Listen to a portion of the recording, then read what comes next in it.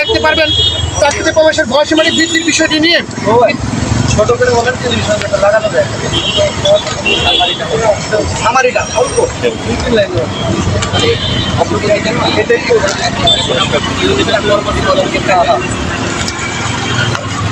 প্রিয় সাংবাদিক ভাই বোনেরা, চাকরিতে আবেদনের বয়সীমা 30 থেকে বাড়িয়ে 35 করার লক্ষ্যে সারা বাংলাদেশের তরুণ শিক্ষার্থীরা ইতিমধ্যে রাজপথে আন্দোলন লড়াই সংগ্রাম চালিয়ে যাচ্ছে। তারই ধারাবাহিকতায় সেই বিষয়টিকে উপলব্ধ করে 2018 সালে বাংলাদেশ সরকার নির্বাচনী ইশতেহারে চাকরিতে প্রবেশের বয়সীমা বৃদ্ধির বিষয়টি নিয়ে তারা একটি ইশতেহার করেছিলেন। আমরা সেই আশায় ভোট বেঁধেছিলাম প্রায় 5টি বছর, কিন্তু আপনারা জানেন গত দ্বাদশ নির্বাচনের আগে আমরা এই দাবিটি নিয়ে বিভিন্ন মহলে আমরা যোগাযোগ করেছি। ইতিমধ্যে আপনারা জানেন 2024 সালে 7 জানুয়ারি নির্বাচনের পর বাংলাদেশ আওয়ামী লীগ সরকার পুনরায় যখন সরকার গঠন করে তখন আমরা আবারও পুনরায় এই দাবিটি নিয়ে বিভিন্ন মহলে আমরা যোগাযোগ রক্ষা করে চলি। প্রিয় সাংবাদিক ভাই বোনেরা, ইতিমধ্যে আমাদের এই দাবির প্রতি 2018 সালে যেমন নির্বাচনী ইশতেহারে দাবি সম্পৃক্ত করা ছিল, সেই দাবির ধারাবাহিকভাবে 2024 সালে গত পরশু দিন আপনারা জানেন বাংলাদেশ সরকারের মাননীয় শিক্ষামন্ত্রী মহোদয় আউফেল ভাই তিনি চাকরিতে আবেদনের বয়সীমা স্থায়ীভাবে বৃদ্ধির লক্ষ্যে তিনি একটি ডিও লেটার প্রেরণ করেছেন। সেই ডিও লেটারটি গত পরশু দিন সন্ধ্যায় জনপ্রশাসন মন্ত্রণালয়ে গিয়ে আমরা স্বহস্তে সেখানে আমরা জমা দিয়েছি এবং একটা রিসিভ কপি আমরা সংগ্রহণ করেছি। তারই ধারাবাহিকতা আপনারা জানেন চাকরিতে প্রবেশের বয়সীমাটি স্থায়ীভাবে বৃদ্ধির লক্ষ্যে ইতিমধ্যে সারা বাংলাদেশের জাতীয় সংসদ সদস্য প্রায় 81 জন এই দাবির প্রতি সমর্থন জ্ঞাপন করেছে। প্রিয় সাংবাদিক বন্ধুগণ, ইতিমধ্যে বাংলাদেশের যে সংগঠন রয়েছে যেমন ঢাকা বিশ্ববিদ্যালয়ের শিক্ষক সমিতি সভাপতি তিনি এই দাবিটির প্রতি সমর্থন জ্ঞাপন করেছেন এবং বাংলাদেশ সুপ্রিম কোর্টের বাংলাদেশ সাধারণ সম্পাদক আব্দুল নুরাল খান তিনি এই দাবিটির প্রতি সমর্থন জ্ঞাপন করেছেন এবং পেশাজীবী সংগঠনের সকলে এক বাক্যে এই দাবিটির প্রতি সমর্থন করেছেন। আপনাদের জাতীয় প্রেস ক্লাবের সম্মানিত সাধারণ সম্পাদক শ্যামল দত্ত তিনি এক বাক্যে এই দাবির প্রতি সমর্থন জ্ঞাপন করে তিনি সুপারিশ করেছেন এবং কি বাংলাদেশের ছাত্র সংগঠনগুলো এই দাবির প্রতি সমর্থন জ্ঞাপন করেছেন। প্রিয় সাংবাদিক ভাই বোনেরা, ইতিমধ্যে এই দাবির প্রতি আমাদের যে যারা সংশ্লিষ্ট যারা আমাদের দাবির সমর্থন জ্ঞাপন করছে আমরা শিক্ষার্থীদের পক্ষ থেকে তাদের প্রাঞ্জল অভিনন্দন এবং আমরাও তাদেরকে দীর্ঘায়ু কামনা করি। সেই সাথে এই দাবিটি যেন দ্রুত বাস্তবায়ন হয় সেই জন্য আমরা প্রজ্ঞাপনের জন্য আজকে সংবাদ সম্মেলনের মধ্যে মাননীয় প্রধানমন্ত্রী জননেত্রী শেখ হাসিনাকে আমরা আহ্বান জানাবো আমরা যেন রাজপথে না থাকতে পারি, আমরা যেন পরবর্তী ফিরে যেতে চাই। দ্রুত সময়ের ভিতরে আমাদের চাকরিতে আবেদনের বয়সীমা স্থায়ীভাবে 35 করে আমাদেরকে প্রজ্ঞাপন জারি করা হয়। অন্যথায় আমরা যে আগামী 11 মে চূড়ান্তটি শিক্ষার্থী সমাগম ঢাকা বিশ্ববিদ্যালয় সম্পর্কিত রাজু ভাস্কর্যে আমরা ডাক দিয়েছি। সেখানে সারা বাংলাদেশ থেকে প্রায় 20,000-এর অধিক শিক্ষার্থী এসে সেই আমাদের চূড়ান্ত সম্মেলনে অংশগ্রহণ করবে। আমরা কোনো অনাকাঙ্ক্ষিত কোনো ঘটনা ব্যতীত আমরা কোনো জায়জামেলা ব্যতীত আমরা দ্রুত সময়ের মধ্যে প্রজ্ঞাপনের জন্য আজকে আপনাদেরকে ডেকেছি। প্রিয় সাংবাদিক ভাই বোনেরা, আপনারা প্রশ্ন করতে পারেন বর্তমান সময়ে এই দাবিটি এমন কোনো মিডিয়া নাই।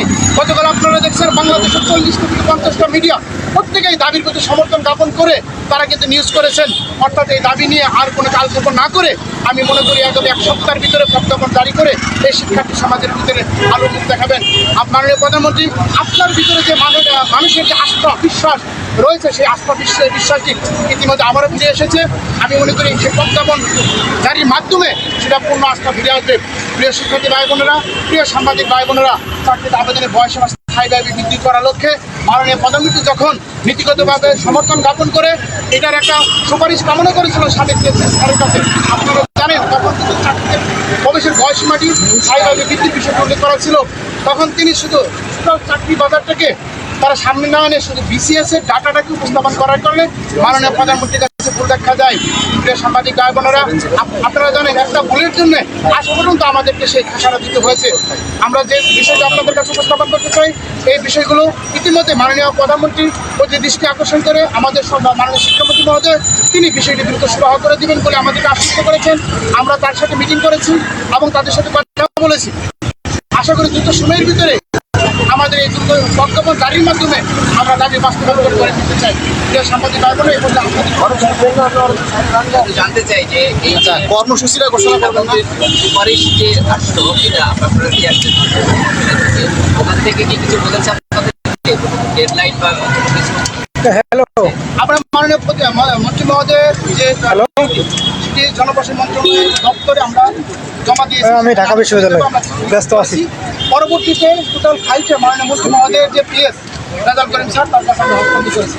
আমরা আশা করি তিনি এই বিষয়টা আমলে নিয়ে দ্রুত সময়ের ভিতরে আমাদেরকে বা আপনাদের মাধ্যমেও তারা আমাদের একটা সমাধান দিতে পারবে। আপনাদের কি কোনো আশ্বাস দিয়েছে কিনা বা আমরা চিঠিটি পৌঁছে দিয়েছি, ইনস্ট্যান্ট তো আর আশ্বাস দিতে পারবো না। তারা যাচাই বাছাই করে হয়তো বা দু একদিন সময় নিয়ে তারা হয়তো আমাদের ঠিক আছে দিবে। আমরা আশাই করছি। আজকের এই যে সংবাদ সম্মেলনের উদ্দেশ্যটা কি এটা? আমরা চাকরিতে আবেদনের বয়সীমা স্থায়ীভাবে বৃদ্ধির লক্ষ্যে দ্রুত প্রজ্ঞাপন জারি করার লক্ষ্যে আমরা আজকে এখানে সংবাদ সম্মেলন দেখেছি। আমরা যেহেতু দাবিটি আর সমাজের সর্বমহল নিঃস্বার্থভাবে এই দাবিটি সমর্থন জ্ঞাপন করেছে, এই দাবিটি বাস্তবায়নে কালক্ষেপণ না করে দ্রুত সময়ে প্রজ্ঞাপন জারি করার লক্ষ্যে আজকে আমরা এখানে এরকম কোনো ইয়ে আছে? আমরা আগামী 11 মে আমাদের একটা চূড়ান্ত শিক্ষার্থী সমাগম রয়েছে ঢাকা বিদ্যালয়ের সম্পদ আমরা চাইব কোনো আমরা চাই সেই সমাবেশের আগে যেন আমাদের প্রধানমন্ত্রী আমাদের এই দাবিটি বাস্তবায়ন এবং প্রজ্ঞাপন জারি করে দেয়, সেদিন যেন আমরা একটা বিজয় মিছিল করতে পারি। সেই জন্য আজকে আপনাদের সামনে হয়েছি। যদি দাবি বাস্তবায়ন না হয় সেক্ষেত্রে আমরা আগামী 11 মে চাকরিতে আবেদনে বয়সীমা আন্তর্জাতিক স্ট্যান্ডার্ড অর্থাৎ মানদণ্ড অনুযায়ী চাকরিতে প্রবেশের বয়স হলো 35 আগামী 11 মে সকাল 10 ঘটিকায় রাজু ভাস্কর্য টিএসসি ঢাকা বিশ্ববিদ্যালয়ে একটা চূড়ান্ত শিক্ষার্থী সমাগমে ডাক দেওয়া হয়েছে। সেই শিক্ষার্থী সমাগমে বাংলাদেশের বিভিন্ন প্রান্ত থেকে বাস যুগে, ট্রেন যুগে, রেল যুগে, বিমান যুগে যেভাবে পারে সেদিন সেই আমাদের সমাবেশে শিক্ষার্থীরা উপস্থিত হবে এবং ঢাকার ভিতরে যে জুনগুলো আছে সেখান থেকে শিক্ষার্থীরা উপস্থিত হয়ে এই দাবিটি অত্যন্ত যৌক্তিক, যতক্ষণ পর্যন্ত দাবি বাস্তবায়ন না হবে বা প্রজ্ঞাপন না জারি হবে ততক্ষণ পর্যন্ত আমরা শিক্ষার্থীরা আমরা রাজপথে অবস্থান করতেছেন? মাননীয় শিক্ষামন্ত্রী যে নিয়মটা দিচ্ছে, আপনারা কি এটার জন্য অপেক্ষা করবেন নাকি আন্দোলন চালিয়ে যাবেন? অপেক্ষা করার ঘোষণা এখনো আমাদের আসেনি। আমরা ইতিমধ্যে আমরা একটা দ্রুত সময়ে প্রজ্ঞাপন জারি করব, কারণ প্রজ্ঞাপনের মাধ্যমে আমাদের এই সমস্ত কিছুর সমাপ্তি ঘোষণা হবে। অনর্থায় আমাদের এই কর্মসূচি আলটিমেটাম চলমান থাকবে। আর আগামী যে কর্মসূচি দেখেছি ইনশাআল্লাহ সেই কর্মসূচিতে আমরা প্রয়োজনে ছিনিয়ে নিতে বাধ্য হব যদি এর মধ্যে প্রজ্ঞাপন জারি না হয়। Next question. ছিনিয়ে নেবেন বলতে ভাই কি ধরনের কর্মসূচি আপনাদের দেওয়ার সম্ভাবনা আছে? ইতিমধ্যে আপনারা দেখছেন আমরা অতীতে যে অ্যাক্টিভিটিসগুলো করেছি, আন্দোলন করেছি, আমরা নীতিগতভাবে যেহেতু দাবি সবার সম্মত রয়েছে, আমরা যতক্ষণ পর্যন্ত না দাবি বাস্তবায়ন না অত্যন্ত গরম হয়ে গেছে ভাই, নাড়াচাড়া করে দেওয়া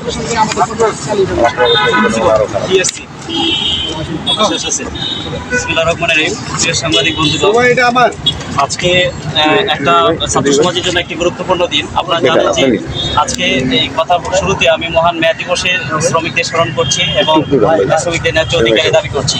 প্রিয় বন্ধুগণ, আজকে যে স্মার্ট বাংলাদেশের স্বপ্ন দেখছি, সেই স্মার্ট বাংলাদেশের স্মার্ট জেনারেশনের স্মার্ট দাবি হচ্ছে চাকরিতে আবেদনের বয়স 35 থেকে বাড়িয়ে 35 করা। এই দাবিটি নিয়ে যখন আমরা ঢাকা বিশ্ববিদ্যালয়ের শিক্ষার্থীরা আজকে রাজু ভাস্কর্যে দাঁড়িয়েছি, ঠিক তখন আমি কিছু কথা না বলতে নয় যে এই দাবিটি এই জন্য দাবি করছি যে এই দাবিটি হচ্ছে সার্কভুক্ত কোনো দেশেই আজকে চাকরিতে আবেদনের বয়স 30 নাই। সবচেয়ে বেশি যেটা যে আপনারা জানেন যে জনপ্রশাসন মন্ত্রণালয়ের স্ট্যান্ডিং কমিটি স্ট্যান্ডিং কমিটি লিখিতভাবে সুপারিশ করেছিল যে চাকরিতে আবেদনের বয়স 35 করা। নিউজ 10-24 সে জায়গায় এসে দাঁড়িয়ে আমরা আজকে যখন মাননীয় শিক্ষামন্ত্রী মহিবুল হাসান চৌধুরী নজরুল ভাই এই দাবিটির জন্য চিঠি দিয়েছেন, সুপারিশ করেছেন, তখন শিক্ষার্থীদের জন্য একটি আশার সঞ্চার হয়েছে। আমরা শিক্ষার্থীরা প্রতি কৃতজ্ঞতা প্রকাশ করছি আজকের এই প্রেস ব্রিফিং এর মাধ্যমে। একইভাবে যে কথাটা না বললো নয় যে শিক্ষার্থীরা কিন্তু এই চিঠির অপেক্ষায় আছে, একটা ভালো রেজাল্টের অপেক্ষায় আছে। জনপ্রশাসন মন্ত্রী জনাব ফরহাদ হোসেন সাহেব এটাকে আমলে নেবেন। শিক্ষার্থীদের কোনো আন্দোলন ব্যর্থ হতে পারে না। আমরা দেখেছি যে 62 শিক্ষা আন্দোলন যেমন ব্যর্থ হয়নি, আমরা দেখেছি যখন কোটা সংস্কার আন্দোলন যখন ব্যর্থ হয়নি, ঠিক তেমনইভাবে এই চাকরিতে আবেদনের বয়সসীমাটা 35 করাটাও কোনো সময় ব্যর্থ হবে না। শিক্ষার্থীরা কিন্তু 55টি পাবলিক বিশ্ববিদ্যালয়ের শিক্ষার্থীরা কিন্তু এখানে প্রতিনিধিত্ব আছে আমাদের এই আন্দোলনের সাথে। শিক্ষার্থীরা যে কোনো হাটলাইনে যেতে প্রস্তুত। জনপ্রশাসন মন্ত্রী এমন কি উনি সব সময় বলেন যে মন্ত্রী দেবেন, কিন্তু এখন মন্ত্রী হয়েছে।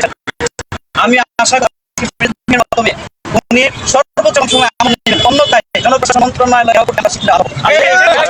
মাধ্যমে আমরা স্পষ্ট করে জানিয়ে দিতে চাই যে 11 মেতে আজকের এই রাজু ভাস্কর্যে একটি বিশাল সমাবেশ হয়েছে শিক্ষার্থীদের। সেই শিক্ষার্থী সমাবেশের আগেই ওনারা বাস্তবায়ন করে দিবেন। অন্যথায় শিক্ষার্থীরা রাজপথ ছেড়ে কোথাও যাবে না।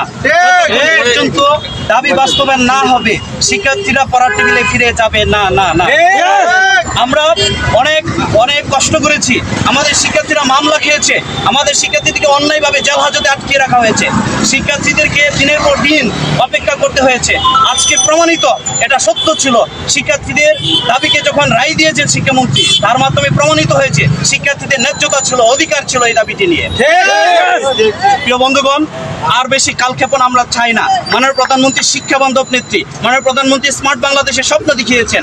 আমরা চাই সেই স্মার্ট বাংলাদেশ গড়তে হলে বয়স সীমাটাকে 35 করে আন্তর্জাতিক স্ট্যান্ডার্ডে নিয়ে যাবেন, দেশকে উন্নত সমৃদ্ধ করবেন। এটার অনেক যৌক্তিকতা রয়েছে।